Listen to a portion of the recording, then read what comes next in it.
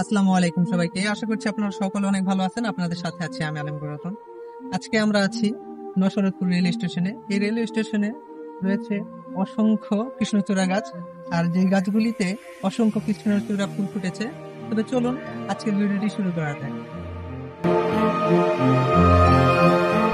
পৃথিবীতে সকল কিছুর মহামায়া ত্যাগ করতে পারলেও যে প্রকৃতির মায়ায় পড়বে সে প্রকৃতির মায়া ত্যাগ করতে পারবে না। সেই মায়ায় হয়তো আমিও পড়েছি, প্রকৃতি সাড়াও দিচ্ছে বলে মনে হচ্ছে। নসরতপুর রেলওয়ে স্টেশনে অনেক কয়টি কৃষ্ণচূড়া গাছ রয়েছে, সেখানে অসংখ্য ফুল ফুটেছে যা আপনারা দেখতে পাচ্ছেন।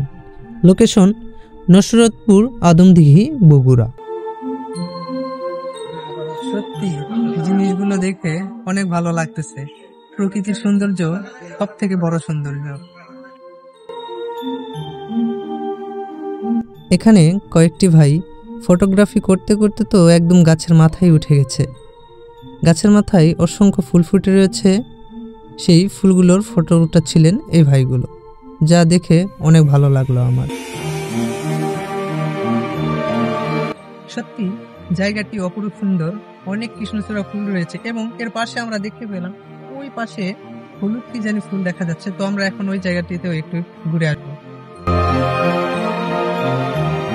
অনেক সুন্দর হলুদ ফুল ফুটে রয়েছে, সেই অনেক দূর থেকে দেখা যাচ্ছিল এই গাছটি, অনেক দূর থেকেও অনেক সুন্দর দেখা যাচ্ছিল এই গাছগুলো।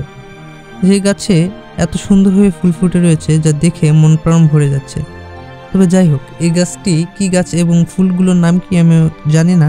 আপনারা যদি জেনে থাকেন অবশ্যই কমেন্ট বক্সে জানাতে ভুলবেন না। একবার প্রকৃতির প্রেমে পড়ে দেখেন, সত্যি বলছি অনেক ভালো লাগবে, জীবনে অনেক কিছু উপভোগ করতে পারবেন।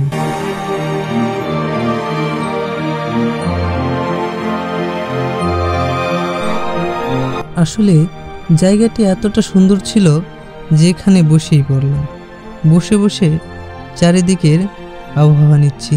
ইতিমধ্যে আমার বন্ধু দুইজনের জন্য চা নিয়ে আসলো।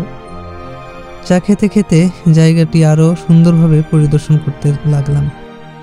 হাতে এক কাপ চা, সামনে এত সুন্দর মনোরম পরিবেশ, ভাবা যায়। তবে আজকের ভিডিওটি এই পর্যন্তই। দেখা হচ্ছে পরবর্তী কোনো নতুন ভিডিওতে। সকলে সুস্বাস্থ্য কামনা করে আজকের ভিডিওটি এখানে সমাপ্ত করতে যাচ্ছি। আল্লাহ হাফেজ। এরকমের মনোমুগ্ধকর পরিবেশের ভিডিও চাইলে অবশ্যই আলমগীর রতন অফিসিয়াল পেজটি ফলো করতে হবে।